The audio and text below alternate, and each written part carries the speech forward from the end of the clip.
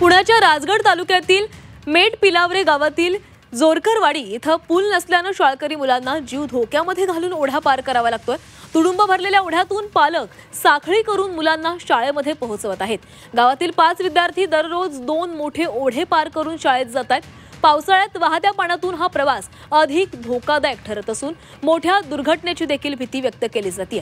दुर्गम डोंगरी भागातील नागरिक बहुतेक अशिक्षित असले तरी मुलांना शिक्षण मिळावं म्हणून ते जीवाची पर्वा करत नाहीत। जोरकरवाडीवर पादचारी पूल नसल्यानं वर्षानुवर्षे हाल सुरूच आहेत। नागरिकांनी प्रशासनाकडे तातडीनं पुलाची मागणी केली असून अपघात झाल्यास जबाबदार कोण असा प्रश्न विचारला जातोय।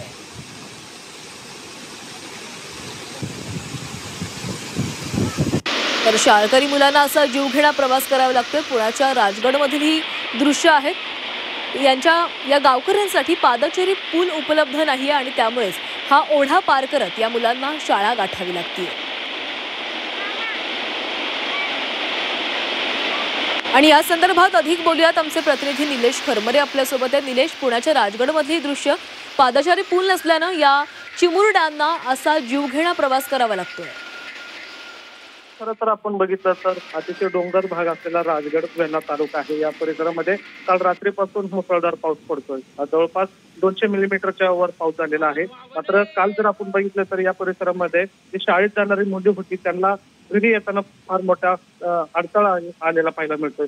जो गावाच्या मध्ये जो ओढा आहे तो ओढा पार करताना अक्षरशः जीव मुठीत धरून त्यांना ओढा पार करावा लागला होता। पालकांनी अक्षरशः साखळी करून मुलांना एका बाजूनी जो ओढा आहे तो पार केलेला आपल्याला पाहायला मिळतो। दृश्यांमध्ये आपण पाहतोय की राजगड तालुक्यातील मेटपिळावर गाव आहे, जोगवाडी म्हणून तिथली एक वस्ती आहे। त्या वस्तीतली जे 5 विद्यार्थी आहेत ते सातत्याने ते शाळेमध्ये ये जा करत असतात। मात्र काल शाळेला सुट्टी नव्हती। काल संध्याकाळी हा पाऊस वाढल्यामुळे काल संध्याकाळी घरी जाताना या मुलांना जो आहे तो त्रास झालेला आपल्याला पाहायला मिळतोय।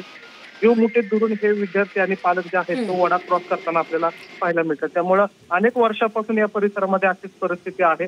मात्र ज्यावेळेस पाऊस मोठ्या प्रमाणात होतो त्यावेळेस तिथले ओढे असतील किंवा बंधारे असतील ते असे तुडुंब भरून वाहतात आणि परिणामी तिथल्या अनेक नागरिकांना त्रास सहन करावा लागतो। विशेष करून शाळेत जाणारे जे विद्यार्थी आहेत त्यांना अशा प्रकारे जीव मुठीत धरून शाळेत जावं लागतं। तर या गावकऱ्यांकडून देखील या ठिकाणी पादचारी पूल बांधावा अशी मागणी केली जाते। मात्र प्रशासन दुर्लक्ष करतंय।